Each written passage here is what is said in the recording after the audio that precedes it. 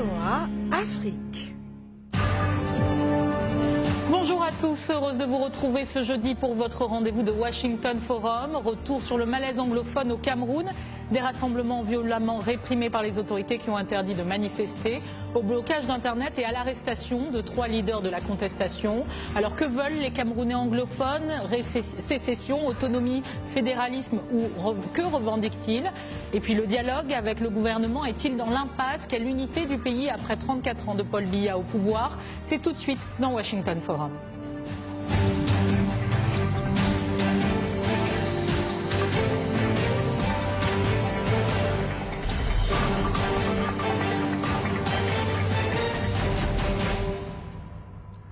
Bienvenue à vous dans Washington Forum. Depuis octobre dernier, le sud-ouest du Cameroun est le théâtre de contestation de certains segments de la population qui réclament plus de considération pour leur région et pour un respect du bilinguisme.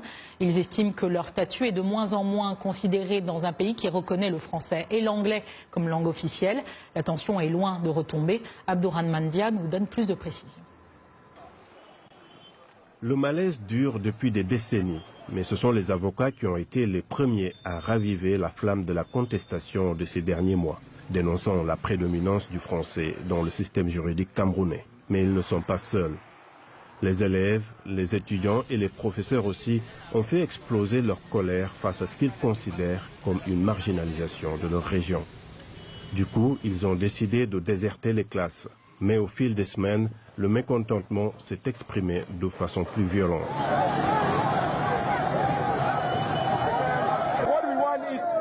Ils doivent nous laisser avec notre propre système. Nous avons les moyens d'organiser notre système éducatif. Notre système de santé, l'heure de la liberté a sonné. Le gouvernement, qui n'a pas réussi à faire revenir les contestataires à de meilleurs sentiments, exclut toute idée de fédéralisme. La zone anglophone a toujours réclamé un meilleur statut, mais la réaction du gouvernement n'a pas rassuré les défenseurs des droits de l'homme. Vous savez, c'est une affaire qui est triste. Quand on arrête des avocats, quand on arrête des activistes, des défenseurs des droits de l'homme, qui n'ont eu d'autre tort que de représenter une partie de l'opinion. La société civile demande des comptes sur les victimes de la répression et fait état d'arrestations arbitraires et même de disparitions de manifestants. En attendant, Bamenda apprend à vivre sans Internet. Et avec nous de la capitale camerounaise, Tamé Valentine de l'Association des professeurs du Cameroun. Nous aurons aussi monsieur le ministre Issa Chiroma, ministre de la Communication. Et à Douala, François Guy Matia, vous êtes professeur, chercheur et auteur de 50 ans de bilinguisme au Cameroun. Quelle perspective en Afrique? Et puis en direct de Dakar, Anne-Marie Beffoun, fondatrice du média citoyen Elle Citoyenne. Et en plateau avec nous tout au long de cette émission, Herbert Beau, vous êtes porte-parole du mouvement pour la restauration de l'indépendance du sud du Cameroun, c'est ça? Southern Cameroons. Southern Cameroons. En français? Mouvement pour la restauration de l'indépendance du Southern Cameroons. D'accord, très bien. On va commencer par remonter l'histoire, si vous le voulez bien. Comment le Cameroun, un des rares pays au monde à avoir pour langue officielle l'anglais et le français, il fait partie à la fois du Commonwealth et de la francophonie, comment le pays s'est-il retrouvé ainsi réparti? François Guy Matia, je vous donne la parole. Merci de me passer la parole. Eh bien, les anglophones du Cameroun ont une trajectoire historique assez particulière. Pendant 40 ans, ils ont connu la colonisation britannique. Et puis, à partir de 61 jusqu'à 72, ils ont connu l'État fédéré. Ils ont été un État fédéré. Et à partir de 72, ils se sont retrouvés dans l'État unitaire. Alors, cette trajectoire est particulière parce qu'à chaque étape, ils font des remarques, ils apprennent des leçons et peuvent comparer. Ils ont donc la possibilité, les anglophones, de comparer leur situation socio-politique depuis la colonisation. Vous savez, avec le système de indirect rule que les Britanniques pratiquaient, ils avaient pratiquement la latitude d'organiser leur vie socio-culturelle. Avec le système fédéral, c'était l'époque de Ahidjo, ils ont commencé à sentir qu'on faisait pression pour avoir un parti unique, pour promouvoir certains leaders plus accommodants par rapport à Yaoundé. Et depuis 1972, ils peuvent savoir que l'État unitaire a apporté pour eux plus de négatifs que de positifs. Alors, si vous le permettez... Alors, si vous le permettez, on va donner la parole à Tamé Valentine. Alors, quelles sont exactement les revendications des Camerounais anglophones aujourd'hui, pour ceux qui n'ont pas suivi foncièrement les derniers événements?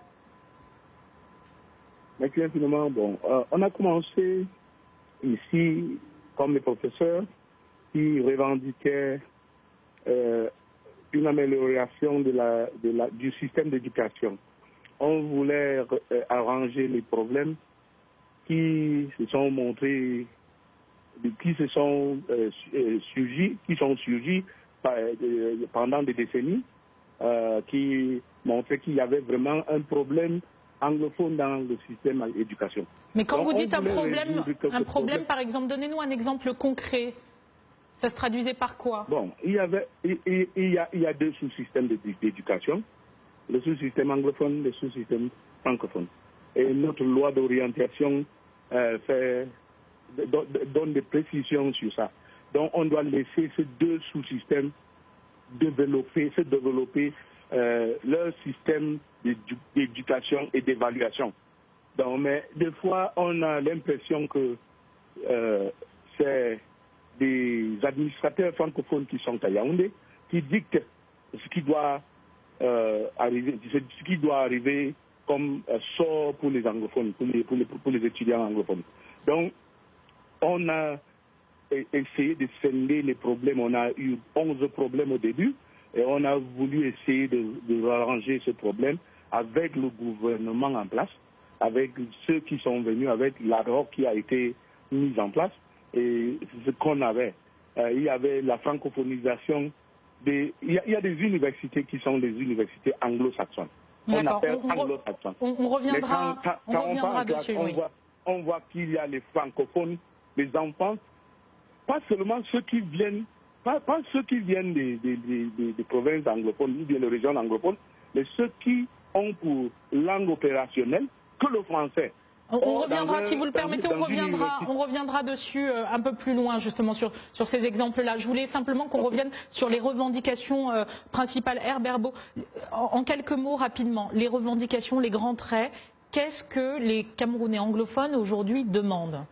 D'abord, il ne s'agit pas des Camerounais anglophones, il s'agit de Southern Cameroonians. Nous avons ici une situation de colonisation prolongée et de l'annexation de l'occupation militaire de la partie anglophone, de la partie dite anglophone du Cameroun. Nous avons deux pays. Ces deux pays ont obtenu l'indépendance à deux moments différents. La partie francophone le 1er janvier 60, la partie dite anglophone le 1er octobre 61. Et la partie anglophone a décidé de former une union. En fait, c'était prêté comme ça auprès des Nations Unies. Mais ce qui s'est passé, en fait, c'est que le 1er septembre 61, la partie francophone a imposé une constitution à la partie anglophone qui était encore sous colonisation britannique et l'a occupée, l'a recolonisée. Nous avons essayé de construire un pays qui pouvait être beau, qui pouvait être bilingue, qui pouvait être un pays dans lequel les citoyens ne se sentaient pas sous-citoyens, mais on se retrouvait 55 ans plus tard, complètement des sous-citoyens, complètement incapables d'exercer notre droit, d'être respectés. Et nous demandons aujourd'hui que les Nations Unies qui ont voté le 21 avril 61 pour l'indépendance de cette partie du Cameroun, qu'ils actualisent, qu'ils concrétisent cette indépendance parce que nous sommes retrouvés dans la recolonisation. Alors, Monsieur Issa Chirouma, je vous donne la parole, je vous permets de réagir aux propos de notre invité Herbert Beau. Monsieur le ministre. Bien, je vous remercie infiniment de donner au gouvernement la possibilité de s'entretenir avec ses compatriotes dont Beau Herbert, que je connais très bien et qui me connaît également très bien. Je salue donc ce que VOA fait en nous donnant l'opportunité de nous parler. Parce que le dialogue a cette vertu cardinale, et quelles que soient les incompréhensions, au moins si on se retrouve et on parle, on connaît donc la position des uns et des autres. Je voudrais d'abord récuser l'analyse tout à fait tronquée de ce que M. Boebert vient de dire tout à l'heure. Il est aisé de consulter l'histoire pour constater que c'est par voie référendaire que le nord-ouest et le sud-ouest de notre nation a décidé de se joindre au Cameroun, pendant que la partie de l'extrême nord du Cameroun a choisi de se rattacher au Nigeria. Donc c'est par voie référendaire. À l'occasion, on n'a pas demandé à cette partie si vous voulez être indépendant. On a demandé, voulez-vous vous rattacher au Cameroun ou au Nigeria? Une partie s'est rattachée au Cameroun, celle où nous avons ces petites difficultés qui sont en voie d'être réglées, et puis l'autre partie qui s'est rattachée au Nigeria. Ça, c'est l'histoire, madame. Et l'histoire, ne cherchons pas à travestir les faits, à les tronquer. La deuxième chose que je voudrais dire, oui, la partie anglophone, c'est-à-dire le nord-ouest et le sud-ouest, sont confrontés à des problèmes qui... Moi, je suis politique, madame. Je suis président d'un parti politique. Je confesse aujourd'hui qu'il y avait des aspects de ce problème que j'ignorais. Donc vous reconnaissez, est-ce qu'aujourd'hui le gouvernement reconnaît qu'il y a bien un problème anglophone, qu'il y a bien un souci avec cette région-là? Bien sûr, madame. Bien sûr, madame. Bien sûr, madame. Parce que ça n'a pas toujours été le cas, c'est pour ça que j'insiste. Vous permettez que je développe le point de vue du gouvernement, madame? Allez-y, je vous en prie. J'étais donc en train de dire que, voilà, j'étais donc en train de dire que les problèmes soulevés par les avocats, comme ceux soulevés par les enseignants, ont été accueillis par le gouvernement. La position permanente du gouvernement est la suivante. Vous dites que vous êtes ostracisés, vous êtes marginalisés, vous êtes brimés, vous êtes colonisés, il n'y a pas de problème. Notre vouloir vivre ensemble et notre communauté de destin nous amène donc les uns et les autres à accepter que nous nous asseyions autour d'une table et que les uns et les autres, au regard des lois de la République et de la Constitution, qu'on examine donc tous les problèmes.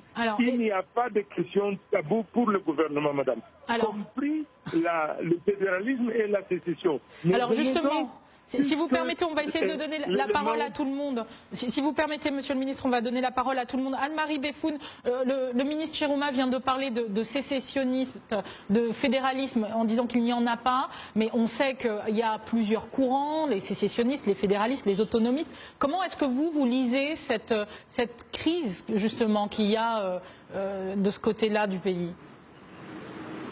Je pense que le problème de fond, c'est un problème de mauvaise gouvernance et de mauvaise administration. Parce que quand on essaie d'écouter les revendications, ce qui revient souvent, c'est on veut une meilleure gouvernance, on veut une meilleure administration. Donc, je pense que ce sont les... Il est normal, dans chaque fois qu'il y a un problème, il est normal qu'il y ait des radicaux. Et ces radicaux-là demandent le sécessionnisme parce qu'ils ne voient rien changer. Ceux qui demandent le fédéralisme veulent tout simplement retourner à un passé, je dirais un passé qu'ils pensent avoir été lumineux. C'est tout. Aujourd'hui, quand le ministre dit qu'il n'y a pas de sujet tabou pour le gouvernement, ce n'est pas vrai. Pour la simple raison que des journaux ont été fermés parce qu'ils ont parlé de sécessionnisme et de fédéralisme. Quand il dit aujourd'hui que le gouvernement veut le dialogue, ok, d'accord, il n'y a pas de problème, mais comment est-ce qu'on peut se sentir au même niveau que l'interlocuteur quand ces régions sont prises d'assaut par l'armée? Effectivement. Quand la liberté d'expression est totalement violée par une coupure Internet. Alors justement, j'aimerais qu'on redonne la parole à Tamé Valentine. Comment est-ce que vous réagissez aux propos du ministre? Il dit qu'il n'y a pas de sujet tabou et qu'il appelle au dialogue. Est-ce qu'aujourd'hui, vous avez l'impression d'être vraiment en dialogue avec le gouvernement? Est-ce qu'il y a eu des avancées?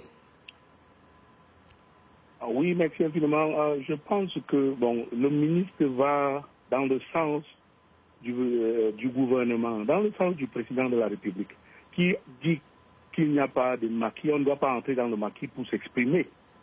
Donc nous nous sommes exprimés dans le secteur d'éducation. Moi, je me base sur le secteur d'éducation.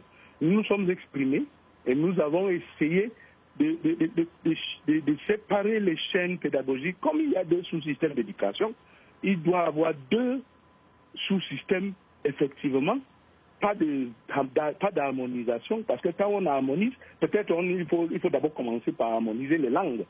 Donc on a essayé de canaliser, de mettre des tuyaux pour que chaque sous-système se développe dans la pédagogie. Mais est-ce que vous avez le sentiment qu'il y a eu déjà des choses de mise en place? Il n'y a pas eu de grandes avancées, mais on pense, avec ce qu'on vient de voir dernièrement, on pense que peut-être, parce que le gouvernement est en train de s'ouvrir, on a déjà quand même eu quelques concessions, donc on pense que peut-être on va arriver quelque part, on est en train d'arriver quelque part, donc je suis un de ceux qui sont confiants, que peut-être, on est en train finalement d'arriver quelque part. Donc je pense que les gens peuvent se dire qu'auparavant il n'y avait rien, mais après c'est ce qu'on a vu. Donc pour vous, il y a eu des avancées. On va déjà devoir marquer une pause, mais on retiendra que pour vous, il y a eu quelques avancées. On poursuit cette conversation, cette discussion dans quelques instants après cette courte pause.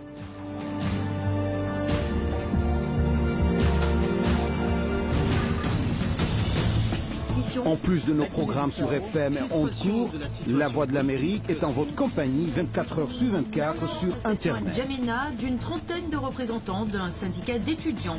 Notez notre nouvelle adresse voaafrique.com. Tous les derniers développements sur l'actualité africaine et mondiale. Reportages photos et vidéos et vos commentaires sur voaafrique.com. À tout de suite.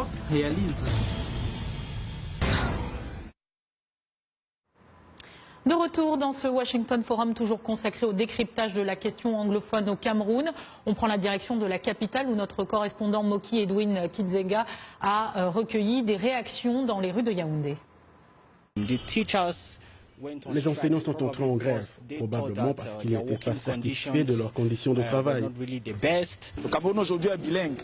Alors, quand ça s'est sur une table, qu'on puisse faire ce qu'ils appellent chez eux le to translate, traduire les textes au Hada en français. Cela se peut. Let the right people. Que les gens qu'il faut aillent rencontrer le chef de l'État pour résoudre ce problème et sortir de cette crise. On peut être d'accord que souvent les documents sont en majorité en français. Il serait judicieux pour un pays quand même bilingue qu'on puisse avoir les documents en français et en anglais. Que le gouvernement essaye de voir vraiment la position de l'autre côté à Bamenda pour que nous soyons dans un pays vraiment équilibré, parce que nous voudrions vraiment qu'il y ait l'équilibre parfait à ce niveau. Et vous avez été nombreux à réagir sur notre page Facebook de VOA Afrique. Romain Couteau au Cameroun qui nous dit aujourd'hui la majorité silencieuse d'une population intimidée soutient la cause fédéraliste défendue par une bonne frange des anglophones. Mamadou Mota aussi au Cameroun nous dit le Cameroun est en danger par la faute du RDPC et de son président. Les anglophones aiment le Cameroun et fédéralisme n'est pas synonyme de sécession. Mumbere Katembo en RDC dit attention, les verrues de la division sont dans vos murs. Et on a encore Omar Boulalé Nassa en France qui nous dit évitez de transformer l'atout du bilinguisme en un cauchemar et une instabilité pour le pays, pour l'État. La censure n'est pas une solution, c'est un facteur d'explosion sociale. On va retourner vers Monsieur le ministre Issa Chiroma. J'aimerais savoir comment, avec le processus de décentralisation qui est en cours au Cameroun, est-ce que pour le gouvernement aujourd'hui, ça peut être une solution, une réponse à ces régions qui demandent plus d'estime? Merci de revenir à moi, madame. Lors de la rédaction de la Constitution de 1996, à l'époque, j'étais ministre des Transports, nous avons pris part et nous avons voulu au Cameroun une décentralisation qui, une fois mise en place, ressemble à s'y méprendre à la fédération. Alors, le gouvernement a pris les mesures et continue aujourd'hui, pour avoir été interpellé par cette poussée de fièvre dans les 2 régions de notre pays, à accélérer le processus pour l'effectivité, pour la réalisation avec efficacité et efficience de la décentralisation, madame. Ce que souhaite le gouvernement, d'abord qu'on accorde à la décentralisation le maximum d'adhésion, le maximum d'échanges, et puis qu'on mette donc la décentralisation à l'épreuve du temps et des événements. Les aventures ont constaté donc que cette décentralisation ne satisfaisait pas les uns et les autres. En ce moment, peut-être, on peut préconiser quelque chose. Mais comment peut-on condamner quelque chose qui est encore en cours de mise en place, en cours de mise en œuvre? Donc, le gouvernement, avec l'immense majorité des Camerounais, font de l'espoir aujourd'hui sur la décentralisation, avec la capacité donc de régler beaucoup de problèmes dont ceux qui sont soulevés aujourd'hui par nos compatriotes anglophones. Alors justement, M. Herberbeau, vous en pensez quoi de ce processus qui est encore en cours? Le ministre dit que ce n'est pas terminé. Comment est-ce que vous percevez ça? Est-ce que ça peut être justement une des solutions? Je commence par là, mais j'aimerais aller en arrière pour retoucher un peu les sujets que le ministre a touchés. D'abord pour dire qu'un pays qui met en place une constitution en 1996 et qui, 21 ans plus tard, ne l'a pas appliquée, n'a pas l'intention de l'appliquer. Nous avons là un gouvernement qui joue avec les Camerounais, qui joue avec la sécurité du pays et qui joue avec tout le monde. Et nous avons là un gouvernement qui a transformé un pays en prison. Il n'y a personne qui peut s'exprimer au Cameroun. Si je m'exprimais au Cameroun aujourd'hui, je serais en prison. Il y en a plein, des milliers, qu'ils ont paqués en prison. Et le ministre tout à l'heure est rentré dans le révisionnisme historique. Il y a eu bel et bien une question des Nations Unies, les archives sont là, qui demandait à la partie Southern Cameroun d'obtenir l'indépendance par l'association. Et il demandait qu'il y ait 2 États formés, 2 États fédérés, et il y avait une constitution, l'article 47 de cette constitution interdisait qu'on touche à la forme de la fédération de ces 2 États. Qu'est-ce qui s'est passé avec le président Ahidjo 14 jours avant qu'il ne transforme l'État en État unitaire et qu'il impose sa dictature, que M. Biya a su prolonger avec l'aide des ministres comme le ministre Issa Chiroma, qui passe son temps à raconter les contre-vérités à la télévision et raconter des contre-vérités en direction de tout ce qui se passe. Franchement, je regrette, mais je pense que le problème est plus large que les enseignants et les avocats. Les femmes dans la région anglophone qui vont à l'hôpital sont parfois obligées de consulter un docteur qui ne parle que français. Tout le monde est obligé de répondre à la police, à la gendarmerie, d'ailleurs très répressive, qui ne parle que français. Qu'on ne nous dise pas que nous sommes citoyens dans ce pays, parce que ce pays-là, il est en occupation dans notre pays. Alors, François Guimatia, je reviens vers vous. Est-ce que pour vous, aujourd'hui, c'est avant tout un problème politique, un problème social, un problème économique? Qu'est-ce que c'est? Merci encore une fois, madame. Et je tiens à préciser que dans mon livre 50 ans de bilinguisme, publié en 2010, j'avais déjà fait une analyse assez poussée. Et j'ai justement prouvé dans ce livre qu'il s'agit d'un certain nombre de réformes que nous n'avons pas pu faire jusqu'à présent. Dans tous les secteurs, madame, au Cameroun, il y a un besoin de réforme. En matière de santé, en matière de justice, en matière de tous les secteurs et surtout en matière d'éducation.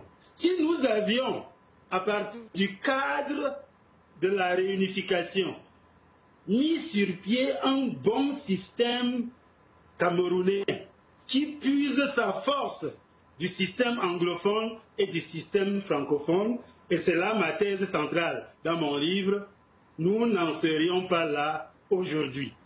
En conclusion, je pense que, comme le chef d'État lui-même le déclare souvent, nous sommes victimes aujourd'hui d'une inertie qui ne dit pas son nom. Alors, nous sommes en retard. Nous sommes en retard de plusieurs réformes et dans tous les secteurs. le système de la santé, on meurt au Cameroun pour moins de $1 de soins qu'on n'a pas. Alors que des pays qui ont notre taille ont déjà mis sur pied des systèmes. Alors, ce que vous dites, c'est que c'est bien au-delà d'une simple question d'une région à part qui réclame plus d'estime. C'est une question de société, une question du Cameroun en général, c'est ce que vous dites? C'est un problème général et les anglophones, vu leur parcours particulier que j'ai rappelé en début d'intervention, sont plus sensibles à ces frustrations. Mais en réalité, à l'extrême nord, à l'est, au sud, au centre, tout le monde souhaiterait une meilleure gouvernance, une meilleure répartition des richesses, etc., etc. Alors, je vais donner la parole à Anne-Marie Beffoun. Anne-Marie, vous qui êtes une jeune blogueuse et qui avez ce média Elle Citoyenne, comment est-ce que les nouvelles générations et les prochaines générations au Cameroun voient ce bilinguisme? Est-ce que c'est un atout? Est-ce que c'est concrètement quelque chose qui s'exporte? Vous êtes basé à Dakar, mais est-ce que c'est un plus aujourd'hui? Est-ce que c'est concret? Est-ce que c'est réel pour le Camerounais lambda aujourd'hui? Le bilinguisme est vu comme un atout, c'est clair, parce qu'aujourd'hui, l'anglais est la langue principale des affaires et de plusieurs domaines. Mais ce n'est pas, dans le cas du Cameroun, ce n'est pas vu comme un atout pour unifier le pays, pas du tout. Ça n'a absolument rien à voir. On veut parler anglais, pas parce qu'on veut être proche des ressortissants des deux régions lésées, mais parce qu'on veut pouvoir exporter ses compétences. C'est tout, hein, ça n'a rien à voir avec l'unité du pays. Et j'aimerais revenir sur ce que le ministre a dit à propos de la décentralisation. Il a demandé de donner une chance à la décentralisation. J'ai la conviction que la décentralisation est le véritable moyen de résoudre tout ça parce que toutes les régions en profiteront. Les 2 régions anglophones et les 8 autres régions. Mais quand on nous demande de donner une chance à la décentralisation, on veut bien le faire. Mais c'est en 2004 que la loi a été promulguée. Nous sommes en 2017, 13 ans plus tard. On n'a toujours rien vu. Comment est-ce qu'il veut aujourd'hui qu'on fasse confiance au gouvernement qui nous dit donner une chance à la décentralisation quand depuis 13 ans rien n'a été fait? Merci beaucoup Anne-Marie Beffoun et on finira avec vous Tamé Valentine. Alors justement, on parlait de la décentralisation, on parlait de toutes les réformes qui sont encore en cours. C'est ce que vous espérez aujourd'hui avec ce comité du bilinguisme qui a été mis en place rapidement? Ah oui, on a cru que bon, peut-être il y a une avancée avec cette création. On aurait peut-être voulu qu'on crée notre comité, on a créé ça. Le bilinguisme au Cameroun, ça a resté très longtemps dans des nuages. On prie vraiment que ça devienne réalité parce qu'on doit se sentir chez eux. Moi, je suis anglophone. Quand je suis parti à Yaoundé, je ne pouvais pas m'exprimer en français. Et à l'époque, il y avait beaucoup de ces gens qui jetaient des injures. Que bon, mais en tout cas, vous pensez que ça pourra aider votre anglais là. Et donc, nous croyons que le bilinguisme, c'est un atout pour le Cameroun. Et si vraiment les pouvoirs en place veulent que ça soit une réalité, que ça ne soit pas un jeu. C'est déjà la fin. C'est déjà la fin. Merci beaucoup. En tout cas, c'est déjà la fin de cette émission. Merci à nos invités et à vous pour votre fidélité. Un clin d'œil à toute l'équipe technique ainsi qu'à STV à Douala qui diffuse Washington Forum. Restez sur VOA Afrique. À la semaine prochaine.